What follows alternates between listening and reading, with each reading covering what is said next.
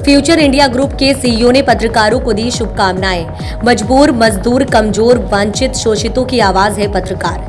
कुशीनगर में future India group के CEO Nurul N Warsi ने दीपावली के शुभ अवसर पर आम जनता और पत्रकारों को शुभकामनाएं देते हुए कहा कि पत्रकार मजबूर, मजदूर, कमजोर, वांछित, शोषितों की आवाज है। सीईओ वारसी ने मीडिया बंधुओं के काम की सराहना करते हुए फ्यूचर इंडिया ग्रुप के सदस्यों की चर्चा करते हुए कहा कि हमारा मकसद समाज के मध्यम वर्ग से लेकर निचले वर्ग के लोगों तक अपने संस्थान के माध्यम से उनकी सेवा करनी है। अपने कारोबार रियल एस्टेट में आम आदमी को जोड़कर रोजगार उपलब्ध कराने को लेकर संकल्पित है।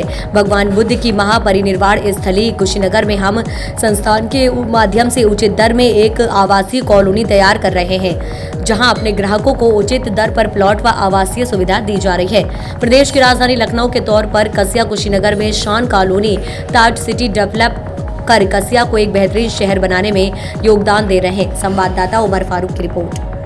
तो आपने सवाल किया कि हमने सभी पत्रकार साथियों को अपने ऑफिस पर आमंत्रित किया था। तो ऑफिस पे आमंत्रित करने का मकसद सिर्फ ये था कि ये कुशीनगर बुद्ध भगवान की धरती है और बुद्ध भगवान पूरे विश्व में शांति की दूत के नाम पे जाने जाते हैं, शांति के नाम पे जाने जाते हैं। अमन, चैन, सुकून का उन्होंने बात कहा है।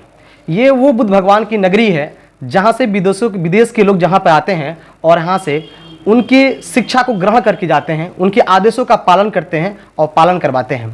तो प्रथम दृष्टिया यह है कि पत्रकार बंधु वो शख्सियत हैं या वो व्यक्ति हैं या वो साहस हैं या वो ताकत हैं जो कमज़ोर, शोषित, वंचित मजदूरों को हक और अधिकार दिलाने का काम कोई करता है पूरे समाज में, तो प्रथम पत्रकार साथी करते हैं।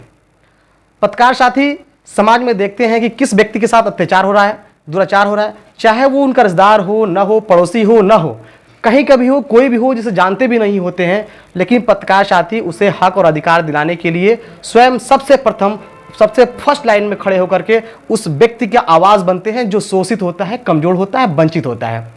दूसरी बात सर, आपने कहा कि राजनीति में क्या विचार है आपका।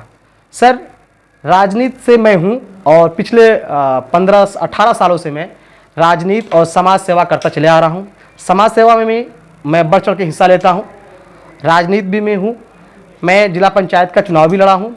आने वाले समय में मेरा अगर लोगों के प्रति मेरा विचार सही रहा, लोगों ने मुझे अपनाया, लोगों ने मुझे चाहा, लोगों ने मुझे स्नेह प्यार दिया, तो ये वक्त तय करेगा कि आगे का रास्ता कब कैसे हम तय करेंगे।